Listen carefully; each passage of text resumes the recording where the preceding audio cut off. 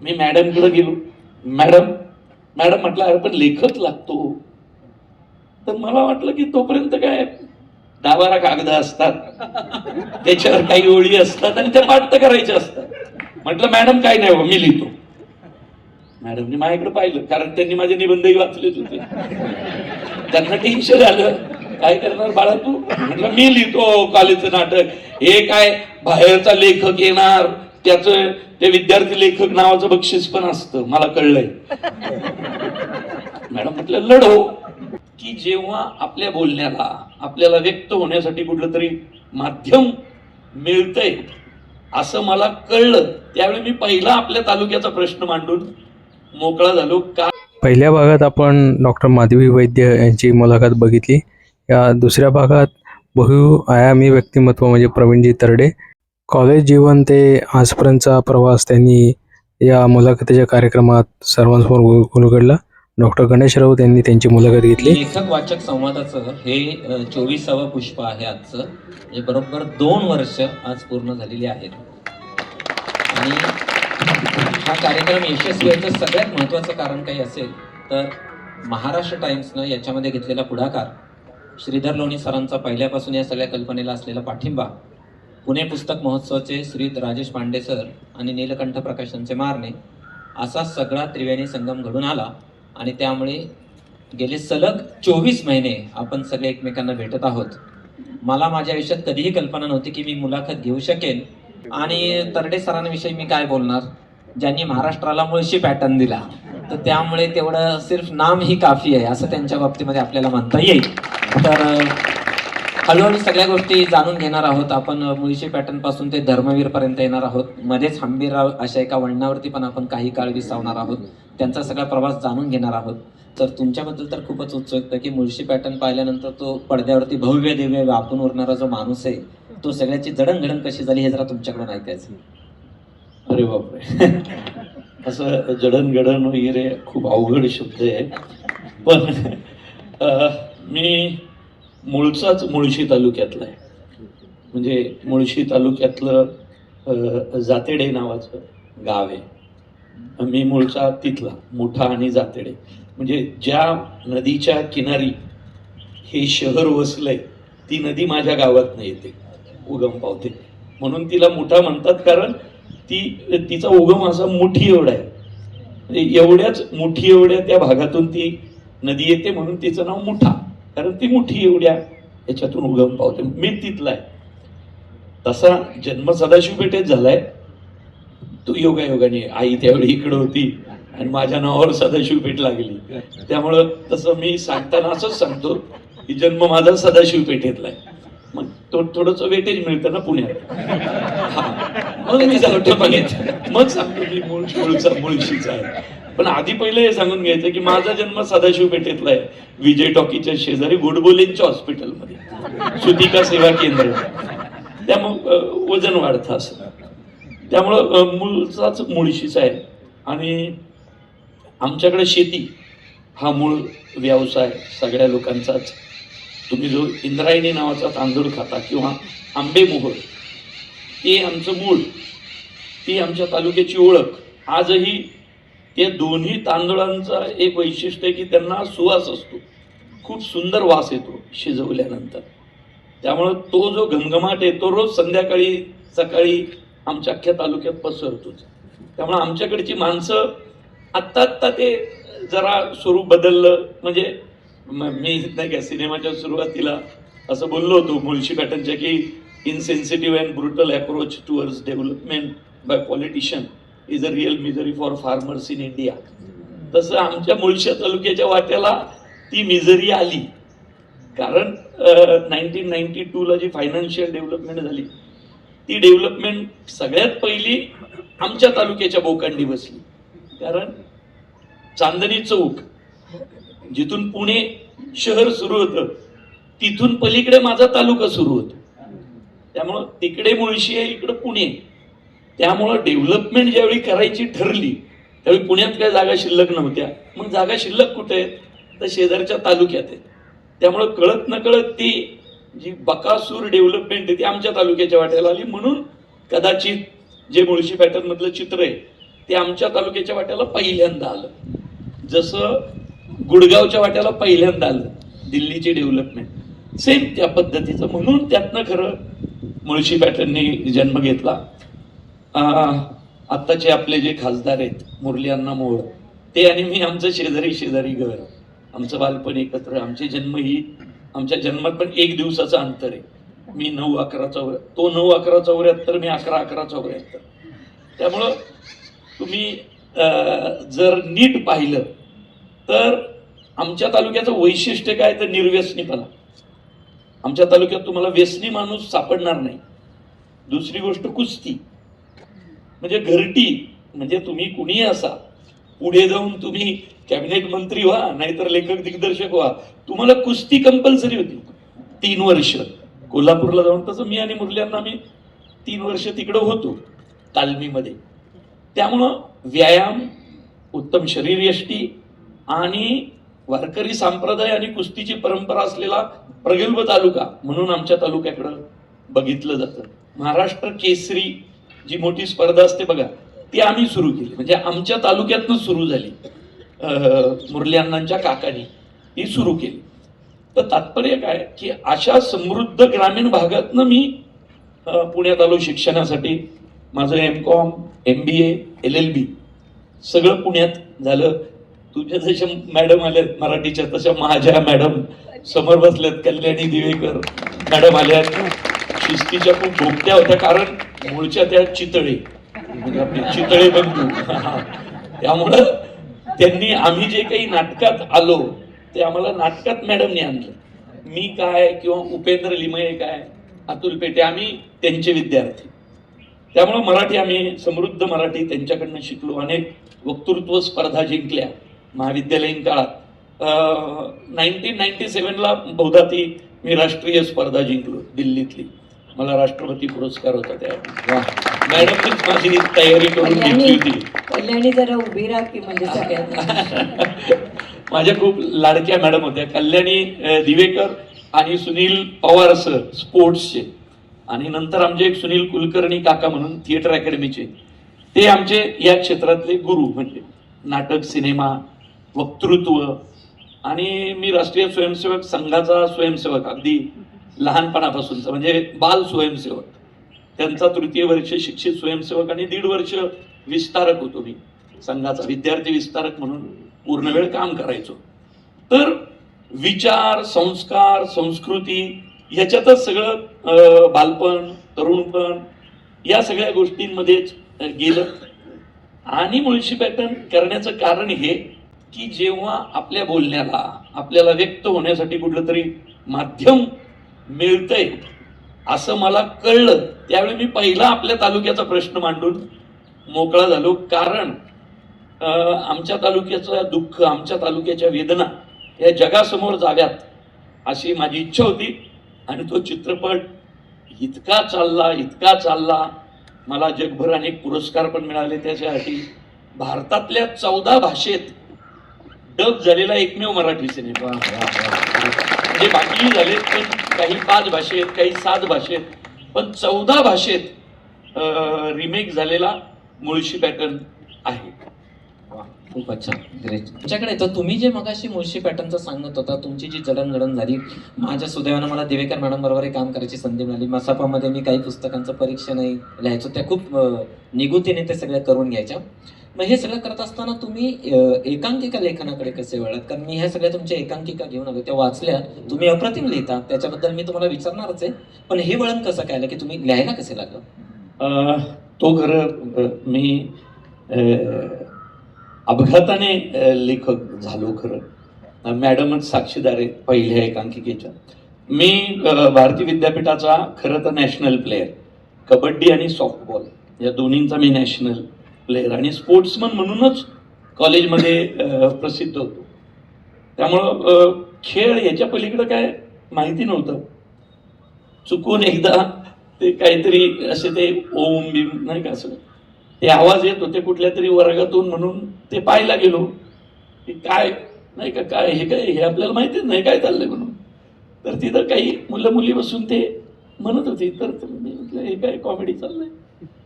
आता मी कॉलेजचा युआर होतो त्यावेळी, मॅडमला माहिती, तर मला अधिकार आहे ना हे काय चाललंय विचारायचा. तर मी गेलो, तर ते नाटकवाले कसे तिरसट असतात ते नंतर कळलं मला. तर ती कुठली तरी पोरगी माझ्यावर धावूनच आली. तर माझा इतकं इगो हर्ट झाला की अरे मी युआर आहे काय, ह्यांचं बजेट मी सँक्शन करतो काय, मला काही डिमांड आहे की नाही. तर म्हटलं काय आलं, ती म्हटली गेट आउट, बघा बाहेर व्हा. तर हाकललं तेच नाही वाईट वाटलं, तिने मला ओळखलं नाही याचं जास्त वाईट वाटलं. म्हटलं मी युआर आहे कॉलेजचा. ती म्हटली असशील कुणी, तू बाहेर हो. नाटकवाले वेडपट. तर तिने मला बाहेर काढलं रे. मला ते इतकं म्हणजे म्हटलं हे कोण एवढे अतिशहाणे. हा, आणि त्यात माझ्याबरोबर 2-3 आमचे खेळाडू, त्यात पिट्या पण होता. ते मला हेटाई झाली, हे हाकललं तुला. तर ते बरं मी विसरून गेलो होतो 5-6 मिनिटांनी, बरोबर की नाही, विसरून गेलो होतो. तर ह्यांच्या ह्यानी ते मला सतत त्रास द्यायला लागलं. तर मग मी काय केलं, रागारागेना कुणाला तरी सांगून त्यांचं ना ते बजेटच थांबवलं त्या पोरांचं. तसं ते आले विद्यार्थी मंडळात माझ्या समोर. म्हटलं आता तरी तोरा काय तिचा हेच होय ना, म्हणजे ती म्हणजे याच आविर्भावात होती की हु आर यू, आमचं बजेट थांबवणारा वगैरे वगैरे. तिने फार गाण काढला माझा तिथे. म्हटलं हे कशालाच घाबरत नाहीये तर काय, म्हणजे आता त्याच्या पुढे माझं लिमिट नव्हतं ना. मग मी ठरवलं की नाही आता हे काय प्रकार आहे ना, ह्या प्रकाराला समजून घ्यायचंच. म्हणून मी खरं तर तिथं गेलो तर मला पहिले 2 वर्ष तर त्या पोरींनी बॅकस्टेजलाच ठेवलं होतं. बॅकस्टेज म्हणजे ज्यांनी केलंय त्यांना माहितीये, पुरुषोत्तम करंडक वगैरे. म्हणजे एकतर कधीच प्रकाश झोतात यायचं नाही, विंगेत थांबायचं, हे जे काय करतील त्याला मटेरियल पुरवायचं, एवढंच काम. म्हणजे कार्यकर्ता कसा असतो तसा बॅकस्टेज हा वेगळा शब्द जरा त्यातल्या त्यात. आणि ते 2 वर्षांनी ती आवड खूप निर्माण झाली की अरे हे जे करतायत ती मजा आहे. आणि खरंच जे म्हणतात ना, शहाणी लोक म्हणतात आपली की नका त्या नाटकवाल्यांच्या नादी लागू, ते माझं तसं झालं. ते नाद इतका डेंजर लागला. त्याच्यानंतर मी MPSC झालो 1999ला. ते सोडलं पास होऊन MBA झाल्यावर प्राज इंडस्ट्रीत मी नोकरीला होतो मोठ्या पोस्टवर. सगळं करून डोक्यात एकच, आता नाटक 95, 96, 97 बॅकस्टेज केलं त्या पोरींच्या हाताखाली. नंतर कळलं या काही बक्षीस आणून देऊ शकत नाहीयेत, यांची झेप एका ठराविक उंचीपर्यंतच जाते. म्हणजे काय बाबा. आणि ती नंतर मला म्हणायला लागली हे बघ, हे बक्षीस वगैरे यापेक्षा आपण नाटकाचा आनंद घेतला की नाही. तर मला इतकी तिडी जायची डोक्यात, कारण कबड्डी आणि सॉफ्टबॉलला आम्ही नॅशनल विनर रे, गोल्ड मेडलिस्ट. म्हणजे देशभर जाऊन आम्ही बक्षीस आणतोय. आणि ही शानी मला सांगतेय की नाही, नम्रात येणं बिणं हे सगळं ठीक, आपण आनंद घ्यायचा. अरे किती वर्ष आनंद, म्हणजे कुठंतरी तर लाज वाटली पाहिजे ना थोड्या दिवसांनी, की आपण कॉलेजचे पैसे वाया घालवतोय, बरं आपण वेळ स्वतःचाही वाया घालवतोय, बरोबर 15 जणांचा घालवतोय, परत आरडाओरडा पण करतोय. मला ते काही सेम पिट्या तिथंच होता बॅकस्टेजला माझ्या बरोबर. म्हणून आजही माझ्या सिनेमात पिट्या भाई असतोच. तो मला म्हटला पार आपली लायकी निघते. म्हटला किती पाणी द्यायला जातोस तू. म्हटला काहीतरी वाटलं पाहिजे तुला. म्हटलं मग आता करायचं काय. पण म्हटलं एक काम कर, या सगळ्यांना दे हाकलून, नवीन टीम कर. अरे पण म्हटलं यांना हाकलून देत आपल्याला काय माहित कसं करतात. अरे सगळं कळलंय की म्हटलं आता आपल्याला दे हाकलून. म्हटलं मी डेअरिंग केली, कारण आता सिनियर झालतो ना, बॅकस्टेज वाला असलो म्हणून काय सिनियर ना. मी म्हटलं हे आपण काही नंबर घेऊ शकत नाही. मी मॅडमकडे गेलो. मॅडम म्हटलं अरे पण लेखच लागतो. तर मला वाटलं की तोपर्यंत काय 10-12 कागद असतात, त्याच्यावर काही ओळी असतात आणि त्या पाठ करायच्या असतात. म्हटलं मॅडम काय नाही हो, मी लिहितो. मॅडमने माझ्याकडे पाहिलं, कारण त्यांनी माझे निबंधही वाचलेच होते. त्यांना टेन्शन आलं, काय करणार बाळा तू? म्हटलं मी लिहितो कॉलेजचं नाटक, हे काय बाहेरचा लेखक येणार, त्याचं ते विद्यार्थी लेखक नावाचं बक्षीस पण असतं, मला कळलंय. मॅडम म्हटलं लढो. पहिल्याच वर्षी मी ते काय नाटकाचं नाव, आणखी एक पुणेकर, बरोबर ना मॅडम, अशा नावाचं एक नाटक लिहिलं आणि ते नाटक वाचून दाखवलं, सगळ्यांना आवडलं. आता म्हटलं आपण हे उत्तम करायचं. बरं, मी ते पलीकडचं जे स्क्रिप्ट होतं ना, त्या स्क्रिप्ट मध्ये पूर्वी जी लोक काम करायचे त्यात लिहिलेलं असायचं, पडदा हळूहळू वर जातो आणि रंगमंचावर अंधुकसा प्रकाश दिसतो, अशी एक ओळ होती. आजही मी त्यानंतर 12 नाटकं लिहिली, प्रत्येकाची सुरुवात हीच. कारण माझ्या डोक्यात ते इतकं बसलं होतं ना की पडदा बाजूला जातो आणि रंगमंचावर अंधुकसा प्रकाश येतो. आजही मी तेच, म्हणजे शेवटची एकांकिका, म्हणजे त्यानंतर मी सांगतो काय केलं पुढं.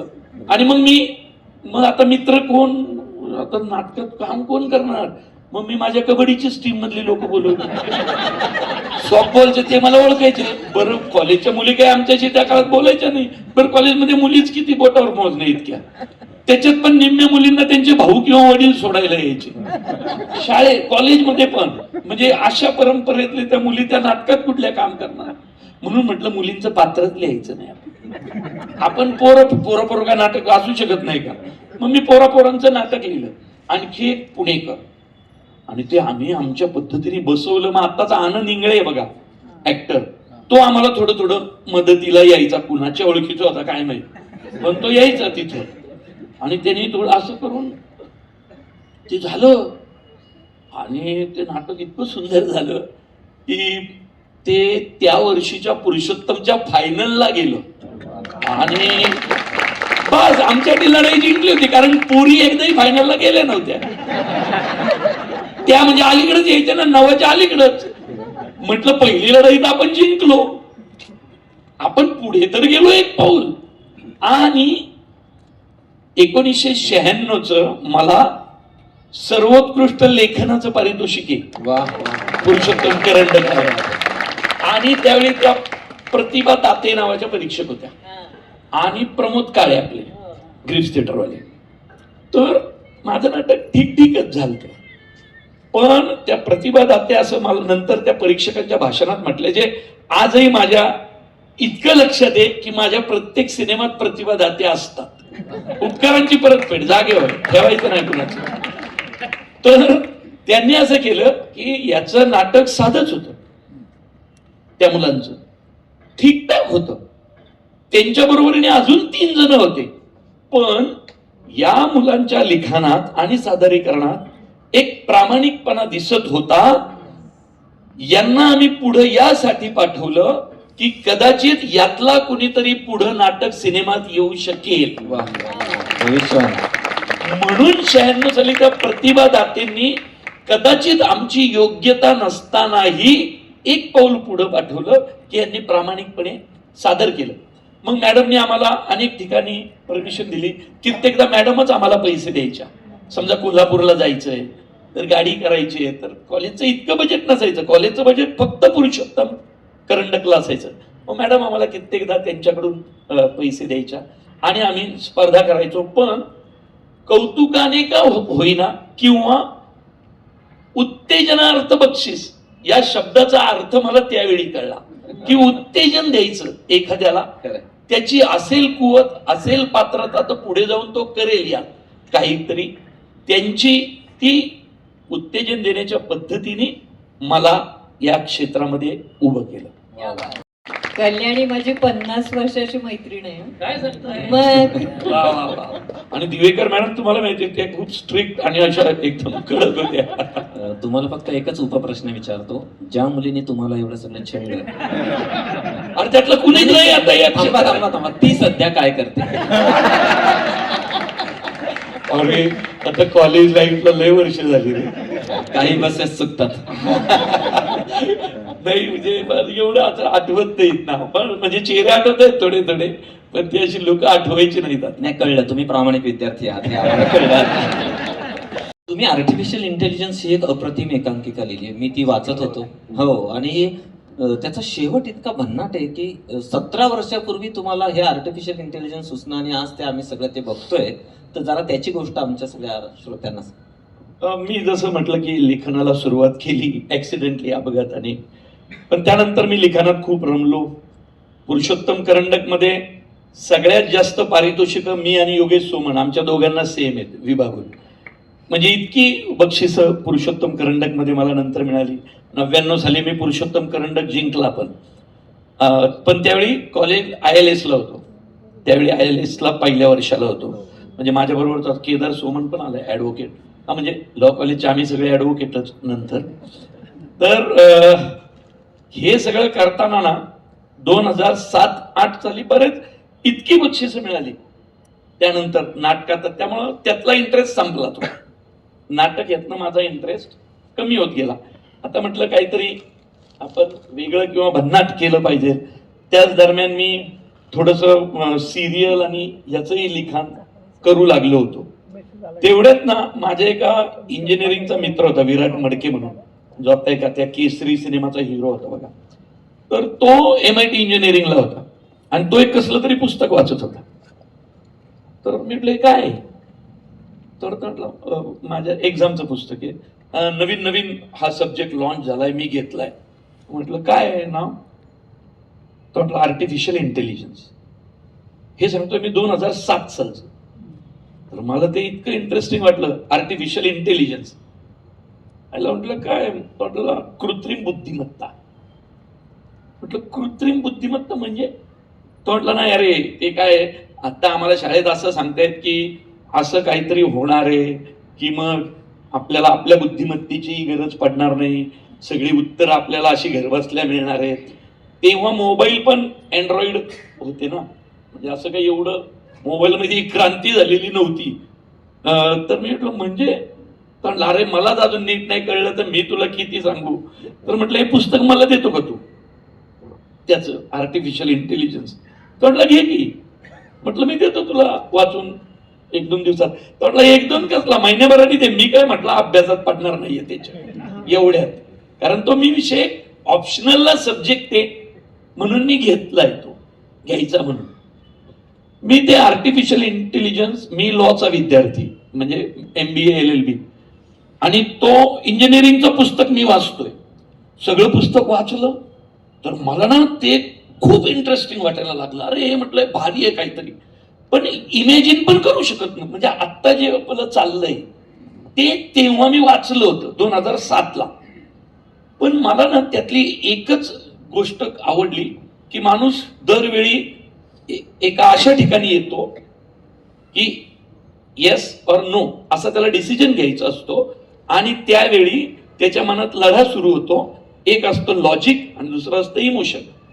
आणि लॉजिक वर्सेस इमोशन अशी लढाई होऊन जे उत्तर येतं ते माणूस घेतो, आणि माणूस घेताना कित्येकदा इमोशनच्या साईडला झुकतो, आणि माणसाचं उत्तर हे भावनिक येतं कित्येकदा.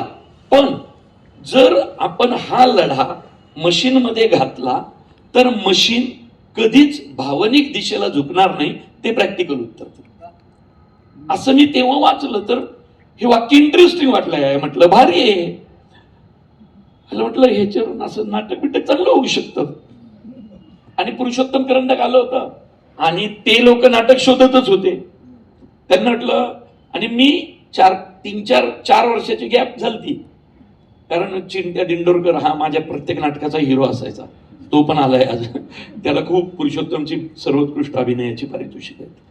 तर मी म्हटलं आता हे सगळे पासआउट झालेत, मी पण 4-5 वर्ष काही लिहिलं नव्हतं.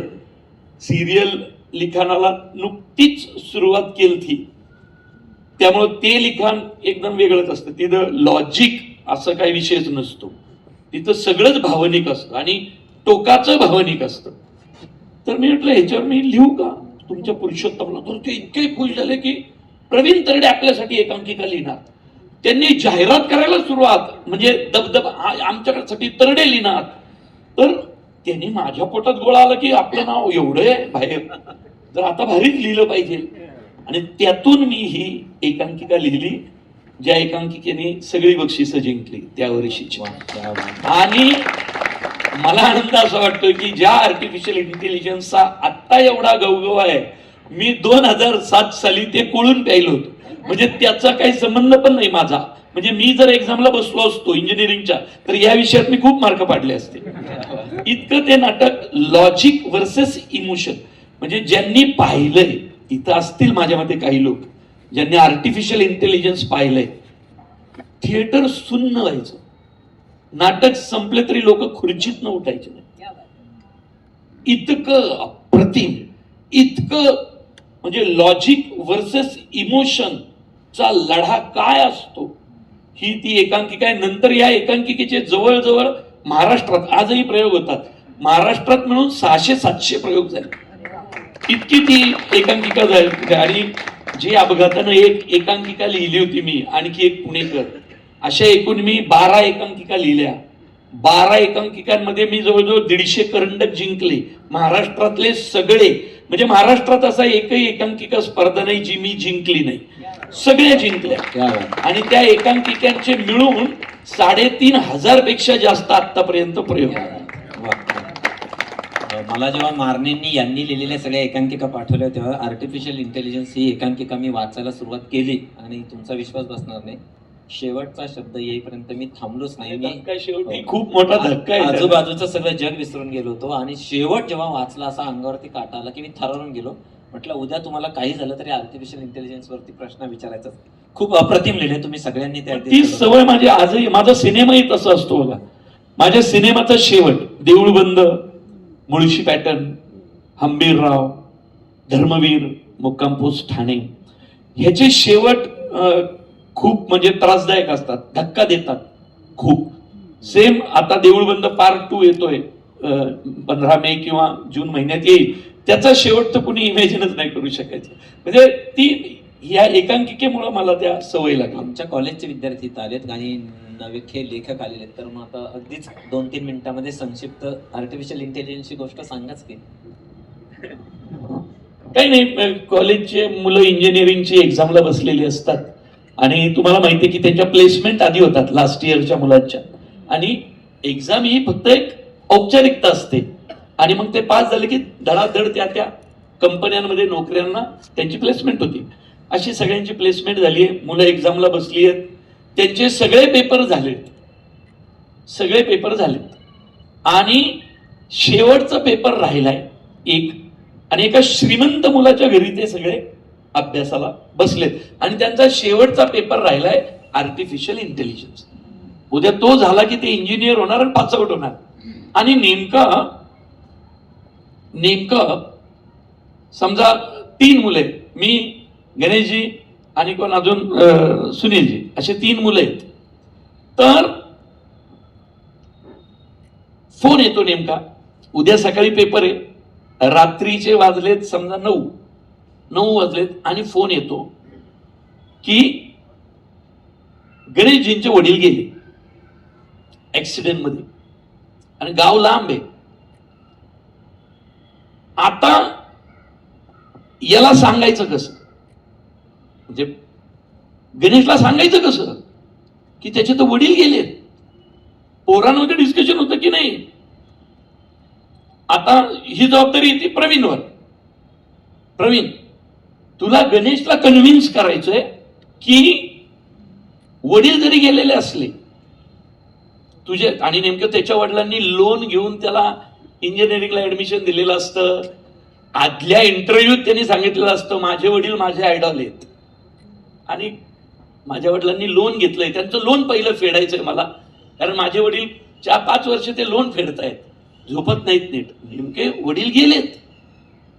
आता माझ्यावर अशी जबाबदारी देतात सगळी मुलं की तू गणेशला कन्व्हिन्स करायचं की आपला सब्जेक्ट आर्टिफिशियल इंटेलिजन्स उद्या, आणि सब्जेक्टच काय आहे तर लॉजिक वर्सेस इमोशन.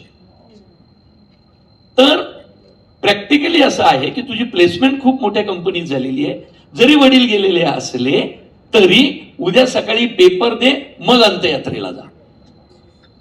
कारण लॉजिक वर्सेस इमोशन मध्ये लॉजिक जिंकलं पाहिजे असं आर्टिफिशियल इंटेलिजन्स सांगतं. ज्याचा पेपर आपल्याला उद्या द्यायचा आहे, आणि ही कृत्रिम बुद्धिमत्तेचा पेपर उद्या द्यायचा आहे, आणि आज डिसिजन आलंय की वडील गेलेत, तू त्याला कन्व्हिन्स कर की पेपर महत्वाचा, परीक्षा महत्वाची, पेपर महत्वाचा. वडिलांचं काय, ते गेलेलेच आहेत आता, ती एक बॉडी आहे आणि ती 10 तास कुठंतरी ठेवली समजा हॉस्पिटलमध्ये तर चालू शकेल, पण तू जर पेपर बुडवला तर चालणार नाही. आणि असं ह्या वादात पोरांमध्येच 2 गट पडतात. 3 पोरं म्हणतात नाही नाही बाप महत्वाचा, पेपर नाही, पेपर पुढच्या वर्षी पण देऊ, हा हुशार आहे, प्लेसमेंट परत पण होईल. एक जण म्हणतो नाही नाही त्याच्या बापाने एवढं कर्ज घेतलं होतं, आता काय आई फेडणार का कर्ज, पुढची 1 वर्ष पेपर देऊ दे, पेपर महत्वाचा, वडील नाही. ह्या लॉजिक आणि इमोशनची मारामारी सुरू होते. आणि प्रवीण सतत गणेशला नाटकभर सांगत राहतो की हे बघ गणेश, लॉजिक महत्वाचं. लॉजिक काय सांगतं की आई कर्जात जाईल, जे वडील होते. सकाळी काय रे, वडीलधांना सकाळी तू 8 वाजता अंत्यविधी केले, 8 वाजता अंत्यविधी केले, पुढं काय, जनपळ वर म्हणतील हाय हाय मी जाता राहील कार्य काय, सूर्य दळपतील चंद्र झळकतील, असं ते उदाहरण द्यायला लागतात. गणेश खचलाय, तो सुन्न आहे, त्याला प्रवीण कन्व्हिन्स करतोय तुला गेलं बाहेर, गेलं बाहेर, गेलं बाहेर, सगळे गेलं बाहेर, गेलं बाहेर, गेलं बाहेर. आणि लास्टला शेवटी गणेश ओरडतो माझ्यावर, गेलं पाहिजे ना, परीक्षेला गेलं पाहिजे ना. मी म्हणतो यस, तुला पेपर द्यावाच लागेल, परीक्षेला गेलंच पाहिजे, वडील महत्वाचे नाही, पेपर महत्वाचा. तसा गणेश शेवटच्या नाटकाचा मिनिट मला म्हणतो एक्झॅक्ट, मग तू आता पेपर दे आणि उद्या घरी जा. वडील माझेच गेलेले असतात आणि सगळी पोरं प्लॅन करून सांगतात वडील गणेशचे गेलेत, तू त्याला कन्व्हिन्स कर, पेपर महत्वाचा आहे. तेवढं मी अख्ख्या नाटकभर आर्टिफिशियल इंटेलिजन्स कसं महत्वाचं, कृत्रिम बुद्धिमत्ता कशी महत्वाची, इमोशन नंतर येतं, आधी लॉजिक येतं, असं गणेशला समजावतो. आणि सेम माझ्याही वडिलांनी खूप कर्ज घेतलेलं असतं, लोन घेतलेलं असतं, सगळं असतं. आणि गणेश म्हणतो एक्झॅक्ट, आता मग आई तू उद्या सकाळचा पेपर दे आणि मग गावाला निघ. आणि मग त्याला कळतं तो व्हॉट, उद्याचा पेपर दे आणि मग गावाला निघ, आणि नाटक संपत. म्हणजे आणि ते म्हणजे काहीतरी एक ती लाईन मला ती logic versus emotion, artificial intelligence आवडली. आणि त्यातून ते नाटक इतकं गाजलं. आणि नेमकं मला अजून आठवतंय त्याचा जो स्लॉट होता ना, स्लॉट एकांकिकेचा इंजिनिअरिंगचे विषय, तो स्लॉट आलता COAP इंजिनिअरिंग, VIIT इंजिनिअरिंग आणि MIT इंजिनिअरिंग. म्हणजे थिएटरमध्ये बसलेले 600 पोरं सगळे इंजिनिअरिंगचे विद्यार्थी, अख्खं थिएटर रडत होतं. कारण प्रत्येकाच असं 19-20 घरी प्रॉब्लेम हेच होते. आणि ते लॉजिक वर्सेस इमोशन, ज्याला आज आपण आर्टिफिशियल इंटेलिजन्स म्हणतो, हा सगळा आर्टिफिशियल इंटेलिजन्स मध्ये भावना वर्सेस तर्क याची लढाई, बाकी याच्यात काही वेगळं नसतं. मगाशी आपला एकांकिकांचा विषय चालला होता आणि आर्टिफिशियल इंटेलिजन्स नंतर मी तुमची दुसरी एकांकिका अशीच वाचली की वाचायला बसलो आणि शेवटपर्यंत मी कागद हातातून खालीच ठेवले, ती म्हणजे पुरुषार्थ.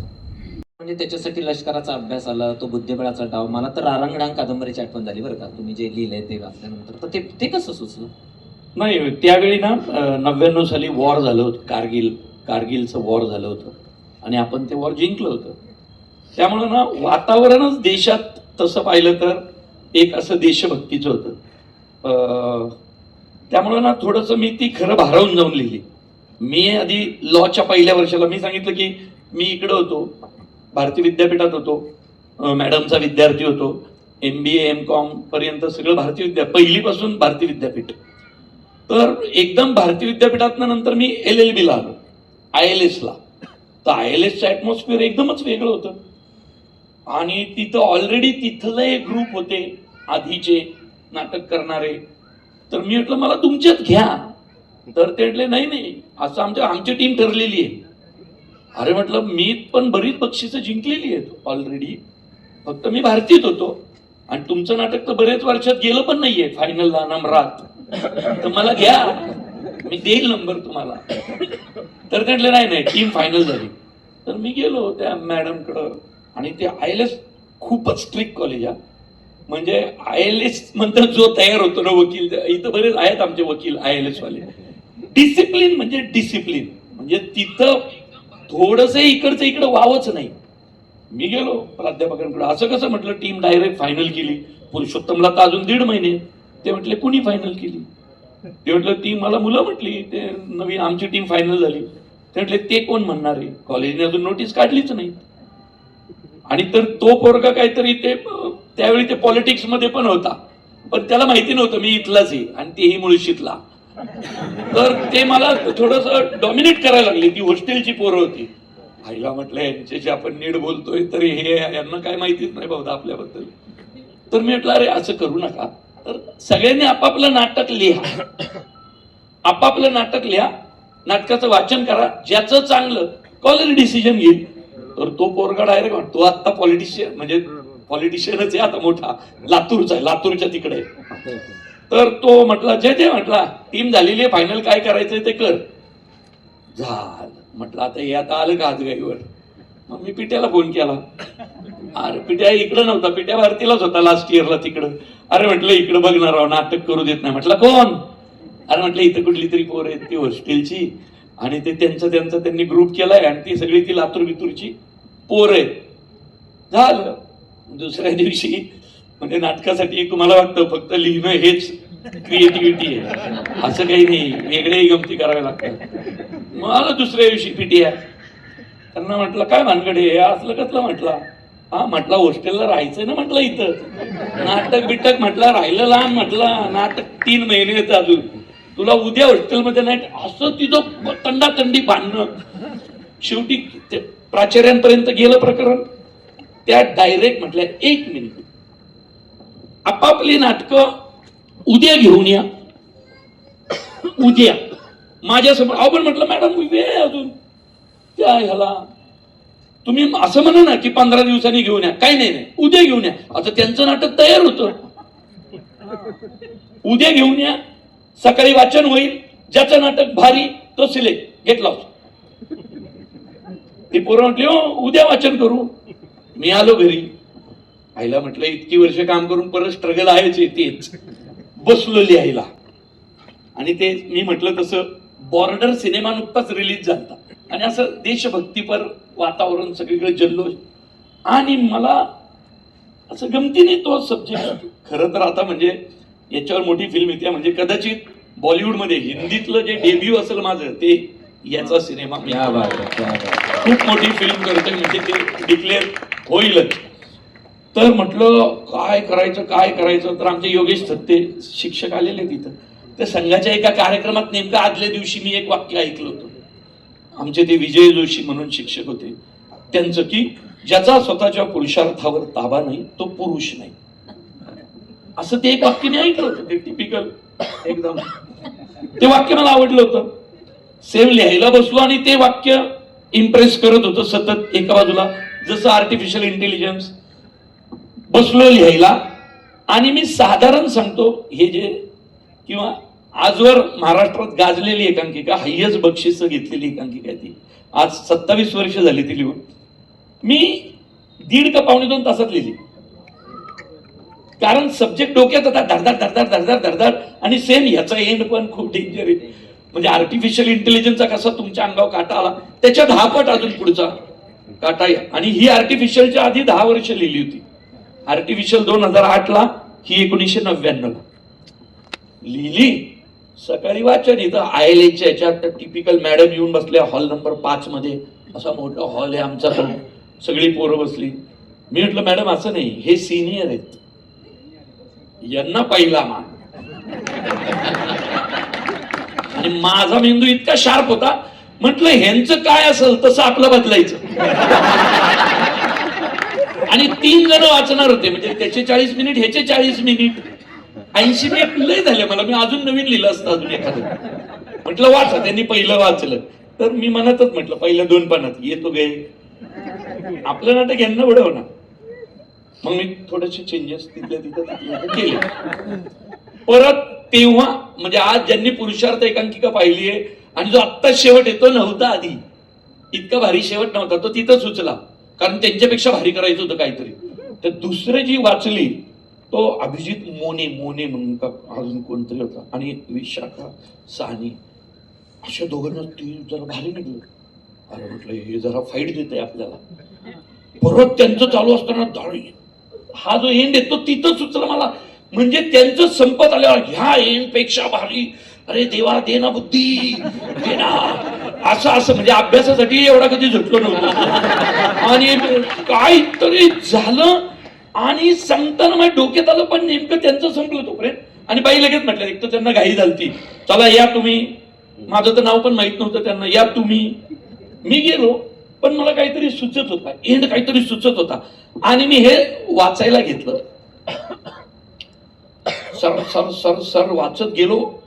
ती एकांकिका वाचताना मला आत्ता जो एंड आहे तो सुचला. पण आता तो इतका भारी होता की मला ते डिस्टर्ब करायला लागलं माझंच वाचन. मला असं वाटायला लागलं किती पटकन एंडकडे जातोय. आणि करत करत आलो आणि ते शेवटचं लिहिलेलं नव्हतं पण मी तरी आपलं असं पान पलटून काहीच नव्हतं पुढे तरी असं करत मी वाचलो. जणू काही मी ते लिहिलंय. मी तुम्हाला सांगतो ते वाचून झालं. बरं ते सगळे माझे विरोधक होते, माझ्या ओळखीचं कोणीच नाही ना, मी एकटाच. आणि पिठ्या काही कॉलेजला नव्हता त्यामुळे त्याला एंट्री नाही, त्यामुळे माझी बाजू घ्यायला कोणीच नाही. हा सोमन पण केदार त्यानंतर 2 दिवसांनी त्याचं ऍडमिशन आहे. तर माझं वाचून झालं मला कुणीच टाळ्या नाही वाजवल्या. आता ते सगळे कॉम्पिटिटर ते कसं त्यांच्यात वाजवत होते. ते पहिलं तर इतकं भंगार होतं पण तरी त्यांनी वाजवल्या आणि माझ्यासाठी कुणीच नाही टाळ्या वाजवायला. तर मी वाचलं, कुणीच टाळ्या नाही वाजवल्या. आणि त्या मॅडम एकदम अशा नाकासमोर अशा डेंजर त्या एवढ्याच उठल्या ए काय तुझं नाव? म्हटलं मी प्रवीण विठ्ठल तरडे. त्यांनी जे काय वाचलं ते चांगलं होतं ते करा. परत ती सगळी माझी पोरं माझ्याकडे बघायला लागली. तर मग मी आलो माझ्या मूळ, आता मी कुणाच्या बापाला ऐकणार नाही. तर मला तो म्हणाला 1 मिनिट. म्हटलं चल म्हटलं तू. तो म्हटलं नाही 1 मिनिट, टीम निवडायची यातूनच. म्हटलं चल. मग मी आलो मुळशी पॅटर्न वर माझ्या. म्हटलं चल शानवान, माझी एकांकिका निवडली आहे ना, माझी फायनल झाली आहे ना. त्या पोरांना कळलं ना याचा आवाज एकदम का चढला एवढा. म्हटलं चला निघा. त्यातले साने आणि मोने दोघं हुशार होते. विशाखा साने आणि मोने. तो मोने आला. हे बघ अप्रतिम लिहिलं आहे. ती विशाखा साने पण नो डाऊट तू ग्रेट आहेस. तर म्हटलं मग आहे ते. तो मोने हळूच, त्या मुलांच्या नादी नको लागू, ती हॉस्टेलची. म्हटलं मला काय फरक पडतोय. अरे ऐक रे, सगळ्याच काही लढाया डोकं असं तलवारीने नाही जिंकल्या जा, डोकं लावायचं. हा मोने एकदम असा घाऱ्या डोळ्यांचा आणि तो मला इम्प्रेस करू लागला. म्हटलं बरं मग सांग. त्यांना जाऊ दे मग सांगतो. तर मग ती गेली पोरं चिडून. म्हटलं जा काय करायचंय ते करा, तुम्ही अजून 50 पोरं आणा, मी अख्खं पुणे शहर आणीन, तुम्ही मला ना काही शिकवू म्हटलं. हा जा पळ म्हटलं. तर पिट्या त्यावेळी मुरली अण्णा नवीन काम करू लागला होता राजकारणात. आणि अरे ते आपल्या प्रवीणला ती पोरं त्रास देत आहेत तिकडं आणि ते त्याला नाटक करू देणार नाहीये. अण्णा म्हटलं कोण? अरे आहेत कुठली तरी पोरं, यायचे ते येऊ द्या आपण बघू. तोपर्यंत मोने सानेनी मला बाजूला घेतलं. हे बघ तुझ्याकडे नाहीये टीम, बरोबर की नाही? म्हटलं हो. आम्हा दोघांना पण ही मुलं कधीच घ्यायचे नाहीत. बरं मग आपण टीम करू. म्हटलं ओके, कशी करायची? हे बघ याच्यातला तो जो महत्वाचा रोल होता की नाही, हा म्हटलं मेजरचा, हा तो मी करतो असं तो तर तो मला करायचा होता खरं तर. पण त्यांनी मला इम्प्रेस केलं, मला गंडवलं त्यांनी. आणि मला असं वाटू लागलं की किती छान मुलं आहेत, आपल्याला किती छान हेल्प करतायत. तर आपण ग्रुप करू. म्हटलं तुमची टीम कुठे आहे? ते म्हटले छे. आमची टीम आम्ही दोघंच. तुझ्या आईला म्हटलं यांच्याकडेच काय नाही आणि हे मला कशी टीम सांगतायत. अरे म्हटलं तू तर म्हटलं तुझ्याकडे टीम आहे. अरे खरी टीम एवढीच असते 2-3 लोकांची, बाकी सगळे आपल्या ऐकणारे असतात. कळलं का तुला? म्हटलं गुड. दुसऱ्या दिवशी हा केदार सोमन आला, हा पण त्यांच्यातलाच. हा आलेला संभाजीनगर वरनं. बरं हा आला टीम मध्ये, हा पहिला त्यांच्यात गेला, मी परत एकटाच, कुणीच नाही माझ्या बाजूनी. करत करत टीम काय जमली ऐका माझी. म्हणजे तुम्ही हसा. प्रवीण तरडे जरा वेळ बाजूला ठेवू, मुळशीचा. दुसरा अभिजित मोने, विशाखा साने, काहीतरी गोपटे, कपिल जोशी, केदार सोमन, अभिषेक लागू, आणि असले एकापेक्षा एक डेंजर. आणि झाले आमची 18 जणांची टीम. मी वाचनाला असं उघडून वाचायला सुरुवात केलं की अभिषेक लागू नळनाळाचा. परत थोड्या वेळाने ती विशाखा गोपटे चे नाही ते मला कळा ना हे चे चे ने ने. अरे म्हटलं चे काय चे काय? किराणा मला चे नाही, किराणा मला चे. फ्रस्ट्रेट झालं चे. अरे म्हटलं मला येत नाही. मोने म्हटलं कसं आहे, वाचिक अभिनयाचं एक पारितोषिक असतं, तर ते आपल्याकडनं जाता कामा नये, तर तुला हे करावं लागेल. तर मी काय केलं माहिती का, मीच लेखक. म्हटलं 1 मिनिट इकडे द्या. आणि मी लिहिलं, त्यात लिहिलंय बघा, कॅप्टन हा ग्रामीण भागातून आलेला असतो आणि तो अशुद्ध बोलत असतो. एकाने आम्हाला करायचं नाही. आता जर तुमच्यातलं कुणी मध्ये बोललं, म्हटलं काय लिहिलंय लेखकाने काय लिहिलंय, कॅप्टन हा ग्रामीण भागातून आलेला असतो आणि तो अशुद्ध बोलत असतो. तर एकदम ते हतबुद्ध झाले. त्यांनी माझे क्लास घेणं, ते बघ आम्ही तुझ्या भल्यासाठी. अरे पण म्हटलं आता जर मी शुद्ध बोललो तर वाचिक अभिनयाचं बक्षीस नाही मिळायचं.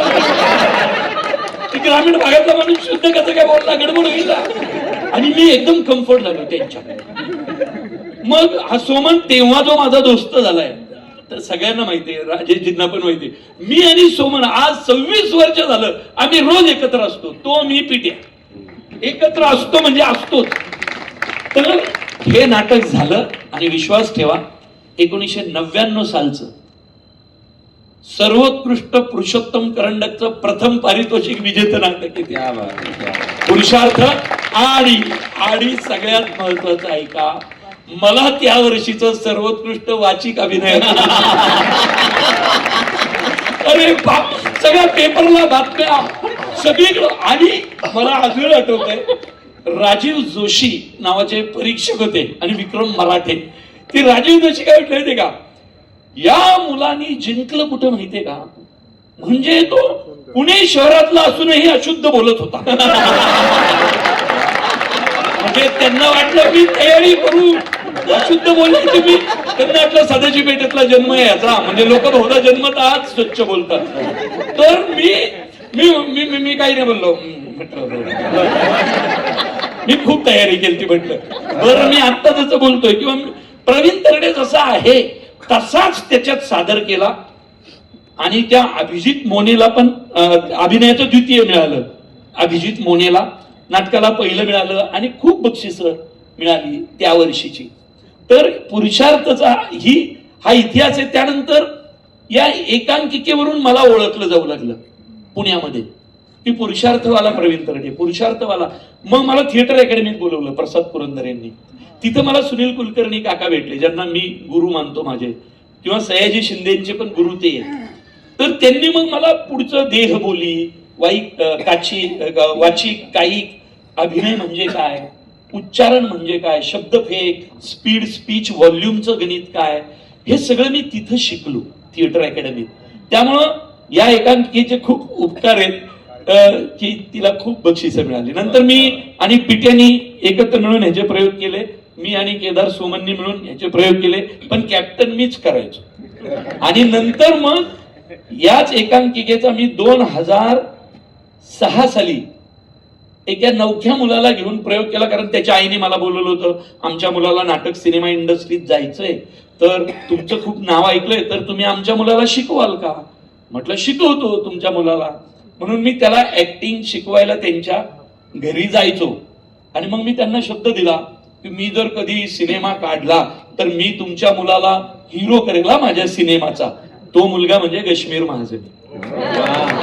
आणि म्हणून देऊळ बंदचा हिरो तो आहे, कारण माझा पहिला सिनेमा त्याचा हिरो कश्मीर महाजनी, म्हणून त्याला घेतला होता त्यावेळी. मी प्रेक्षकांना एक प्रश्न विचारू इच्छितो, पुरुषार्थाची कथा ऐकायची आहे का? आता ते तुम्ही सिनेमात पाहाल, सिनेमा पाहाल. आणि खूप अप्रतिम गोष्ट म्हणजे भारत पाकिस्तान बॉर्डरवरती घडणारी आणि त्याच्यात पण तो एंड असा धक्कादायक सिनेमा बघत अफलातून त्याचा शेवट असा अंगावरती येतो अफलातून. चित्रपटांकडे वळालात आणि चित्रपटाचं तुमच्या आयुष्यामध्ये पर्व सुरू झालं. देऊळ बंद असेल, अगदी अलीकडचा धर्मवीर असेल, मुळशी पॅटर्न, सरसेनापती हंबीरराव.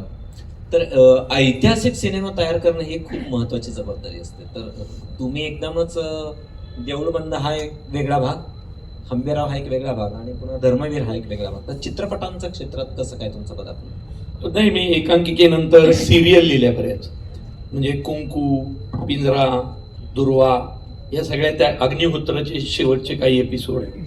असं मी त्या काळात ते पोटा पाण्यासाठी सुरुवातीला स्टेपिंग स्टोन म्हणून सिरियल खूप महत्वाची असते, तर ते करत असताना मला सिनेमाच लिखाणच करायचं होतं. म्हणून मी पहिला सिनेमा माझा रेगे लिहिला, रेगे नंतर मी थेट देऊळ बंद लिहिला, मग मुळशी पॅटर्न. आणि सिनेमा करायचं हे तर कुठल्याही जो नाटकात येतो त्याचं ध्येय, अंतिम ध्येय हे तिथपर्यंत पोहोचण्याचं असतं.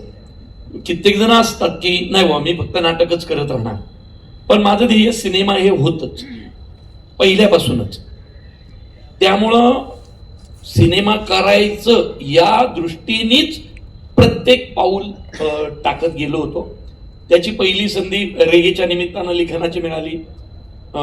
रेगे तुम्हाला जर ज्यांनी पाहिला असेल रेगे सिनेमा, त्याची पण दाहकता आणि त्या सिनेमाचा एंड पुन्हा तेच, हा खूप म्हणजे अंगावर लोक पाहतच नाहीत. म्हणजे कित्येक लोक रेगे सिनेमाचा एंड पाहणं टाळतात. तोपर्यंत मराठीत अशा पिक्चरचा ट्रेंड आला नव्हता.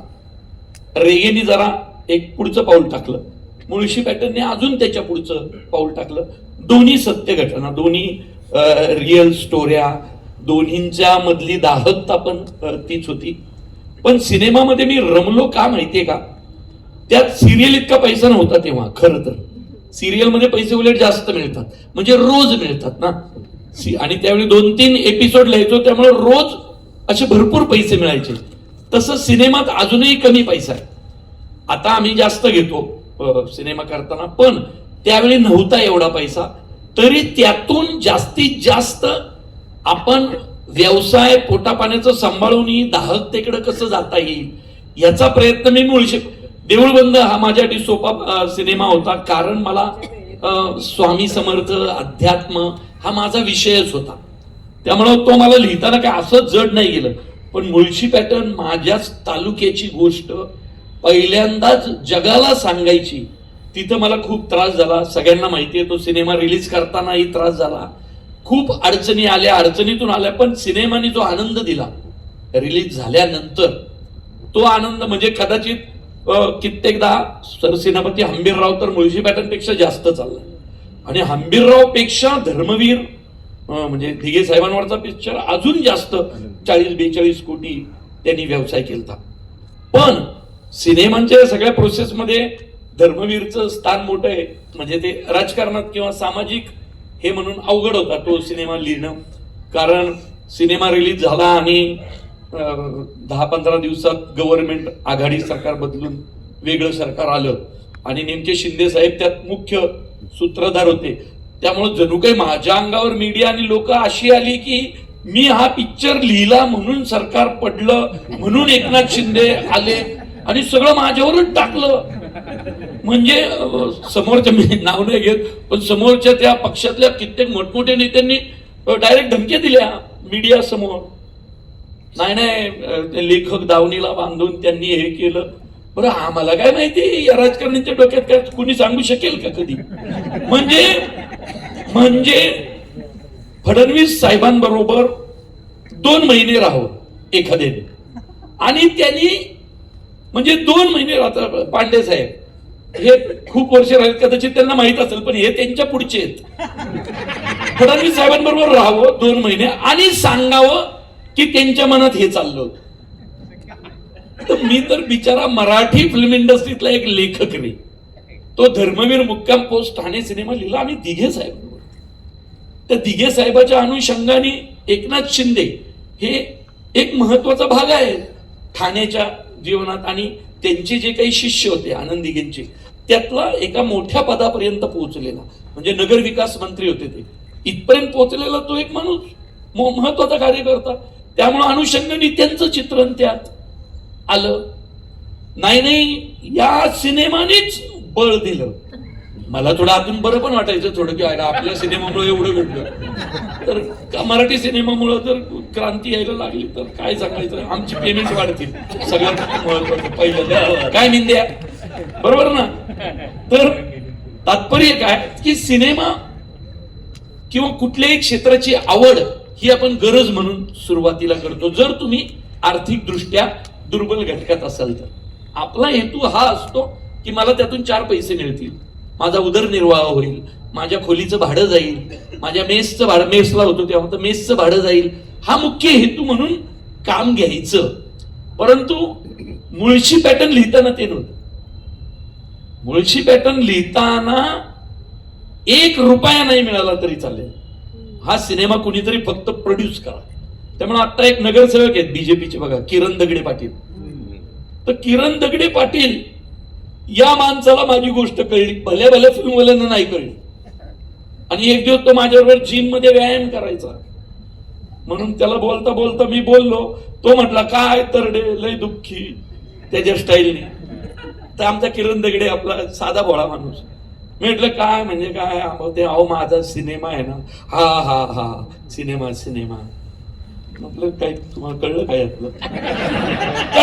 कळलं ना, तुम्ही दुःखी आहे, सिनेमा नाही झाला तुमचा. हा म्हटलं अहो सिनेमा माझं ते व्हावं निर्माता होय. म्हटलं किती पैसे लागतात अशी?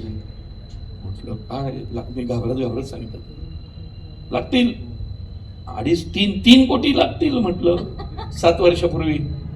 हा सोपं आहे की म्हटलं, मग आपण करू की, तुम्ही पण दुःखी नका राव. माझ्या चेहऱ्यावरचं दुःख माझं करिअर करताय का काय? मी अजून चेहरा पाडला, म्हणजे आता जणू काय मी जेवलोच नाही सकाळपासून. म्हटलं राव कुणाकडे हे स्क्रिप्ट घेऊन गेलो की लोक म्हणतात हे असली कसली गुन्हेगारी, हे कसले मारामाऱ्या, हे कसले लोक पळतायत एकमेकाच्या माग, आणि हा कोण आहे ओम बुतकर नाही का. आईला म्हटलं आपलं काय करिअर होणार नाही, जाऊ दे आपण दुसरा पिक्चर करू कुठला तरी. हा म्हटला हे मुळशी, वाटला तुम्हाला माहिती आहे ना बावधनचं आहे. अरे मुळशीचं गेट आहे बावधन, ही आपली गोष्ट आहे. म्हटलं वा वा किरणजी. मी एकदम किरणजी म्हणू लागलो. इतकं किरण म्हणतो दोस्त होता ना आपला, पण तो आता निर्माता झाला ना एकदम. बोलता बोलता आपण कसं निर्मात्याला कसं किरण बिरण म्हणायचं. मग त्यांनी ते मला बळ दिलं. मग हळूहळू नंतर अभिजित भोसले मोठा बिल्डर आहे, आणि पुनीत बालन हे 3 जण आले. आणि तो म्हणजे खरं सांगतो सिनेमाचे चॅनेल पण, म्हणजे झी म्हणजे आता नाव घेतो ठीक आहे, मोठमोठे चॅनल गोष्ट घेऊन गेल्यावर हे आज शेतकरी कोण बघणार आहे. अरे प्रवीण काहीतरी कॉमेडी, यांना कॉमेडी यायला. म्हटलं मी एवढा समाजाचा प्रश्न घेऊन यांना कॉमेडी, यांना दातका काढायचे सारखे. अरे म्हटलं काय प्रत्येक वेळी हसायला आलं म्हणजेच सिनेमा का?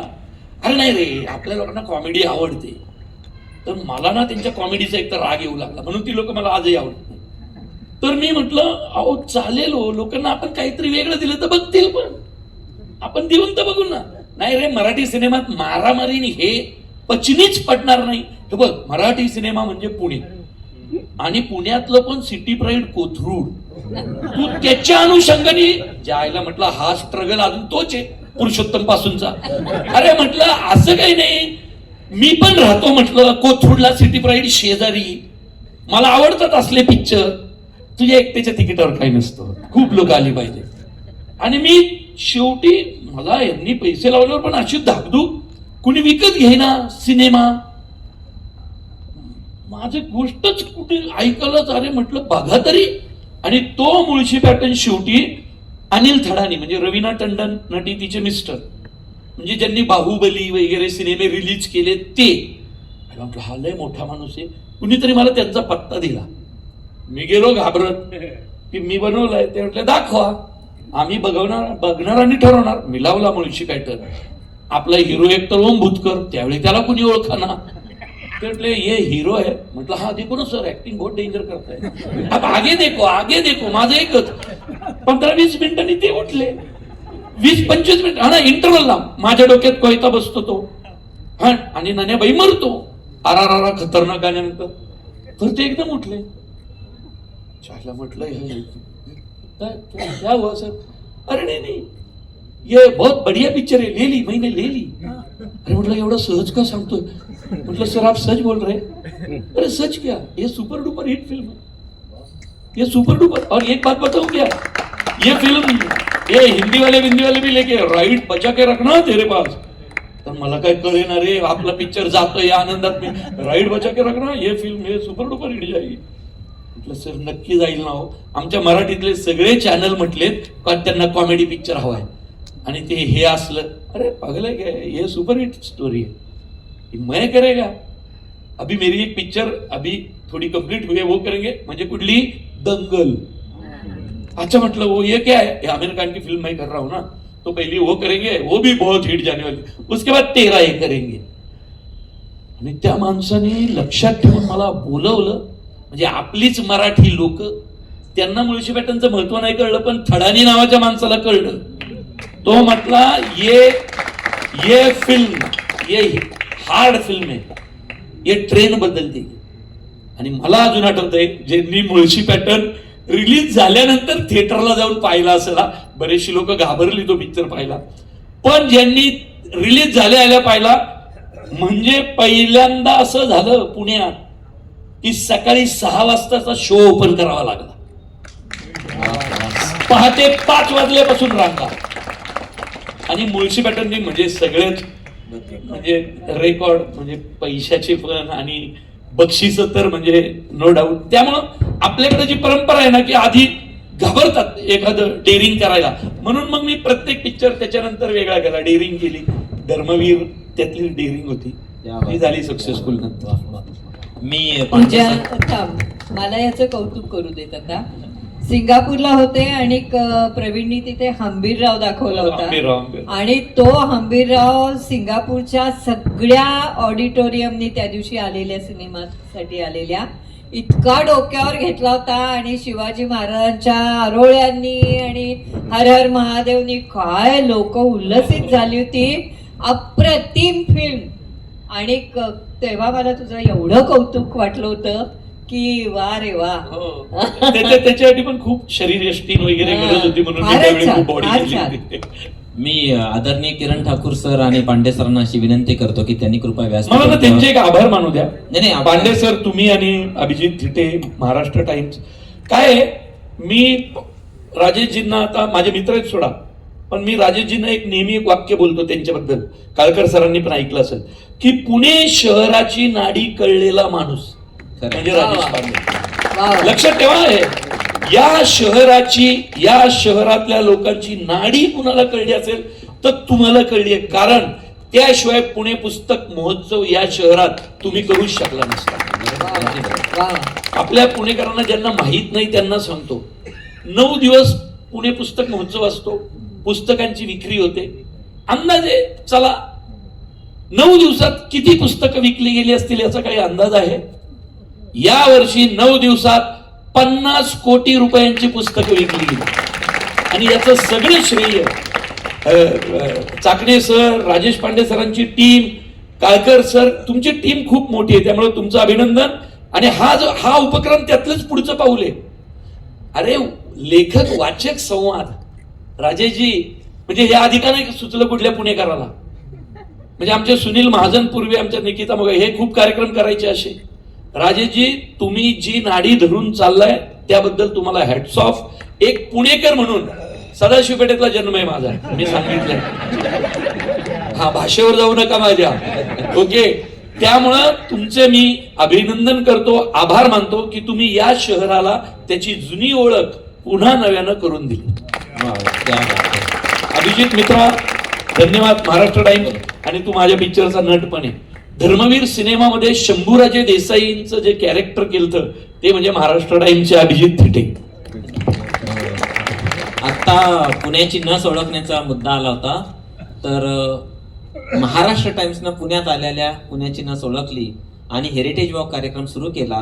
240 कार्यक्रम वेळेत सुरू झाले. एक क्या बात आहे. कार्यक्रम उशिरा सुरू झाला नाही. हे श्रेय सर्वस्वी अभिजित थिटे, पराग करंदीकर आणि लोणी सर यांना आहे. मी आदरणीय ठाकूर सरांना आणि पांडे सरांना अशी विनंती करतो की या दोघांचाही सत्कार करायचा आहे. आजचा 24वा कार्यक्रम माझ्या दृष्टीनं खूप महत्वाचा आहे, कारण मला खूप मुद्दे मिळाले आणि हे उजवीकडे बसल्यामुळे इतके गुत्ते मिळाले की खरोखर पैलवान आहेत. छे मी उजवा माणूसच आहे, मी डावीचा. क्या बात आहे. वा, मी बसतो पण उजवीकडे. माझ्या नशिबी उजव्यांकडून जास्त गुत्ते. मुलाखत घेताना एवढा असतो मी, मला असं होतं.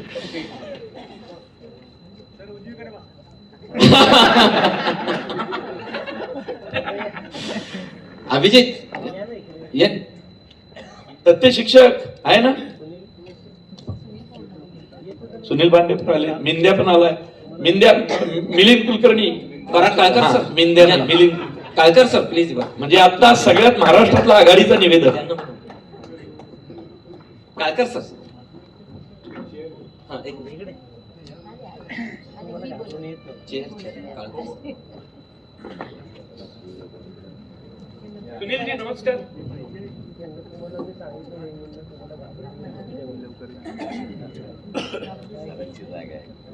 उद्या आपला 25वा कार्यक्रम आहे, तर उद्या तुम्हाला सगळ्यांची उपस्थिती अपेक्षित आहे. तुम्ही सगळे येणारच आहात. उद्या आपल्याला जे सगळं ऐकायचं आहे ते वृत्तपत्र सृष्टीचे, आजच्या आधुनिक वृत्तपत्र सृष्टीचे भीष्माचार्य आदरणीय किरण ठाकूर सर, त्यांच्या वडिलांची भव्य दिव्य परंपरा आणि त्यांनी जो कालखंड बघितला आहे, त्यांनी जे सगळं वर्तमानपत्रांचं जीवन अनुभवलेलं आहे त्याची आता आपण कल्पनाच करू शकत नाही. असे सगळे अनुभव त्यांच्या पोतडीतून उद्या एक एक एक एक बाहेर येणार आहेत. आपल्याला ते सगळं अनुभवायचं आहे आणि पुन्हा 50-60 वर्ष आपल्याला मागे जायचंय. भांडारकर इन्स्टिट्यूटमध्ये ह्या सगळ्या ज्ञानवृक्षाच्या खाली हे सगळे कण गोळा करायला मिळणं ही एक अत्यंत भाग्याची संधी आहे. मी आदरणीय ठाकूर सरांना अशी विनंती करतो की त्यांनी डॉक्टर माधवी वैद्य यांचा सत्कार करावा.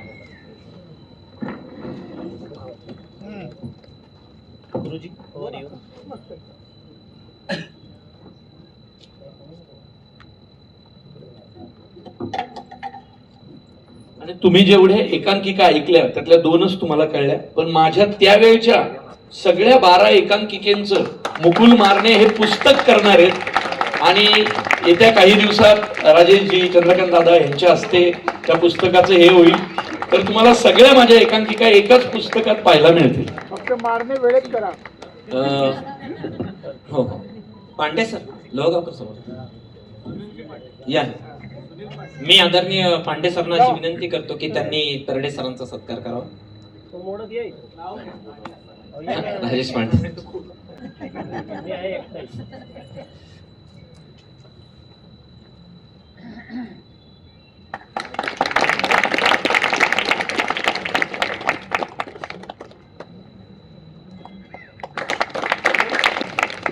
चोवीस कार्यक्रमांमधला हा पहिला कार्यक्रम असा आहे जो प्रदीर्घ वेळ चालला. सर्वजण आपण हसत होतो, एन्जॉय करत होतो आणि त्याच वेळेला आपल्याला आतमध्ये कुठेतरी ते कुरतडत होतं की मुळशी पॅटर्न सारखी अवस्था कुठे होऊ नये. याच्यासाठी सजगता यायची असेल तर ती फक्त वाचनाने येईल. ही भावना ज्यांनी आमच्यामध्ये रुजवली त्या डॉक्टर माधवी वैद्यांना मी प्रणाम करतो आणि हा कार्यक्रम संपला असं जाहीर करतो.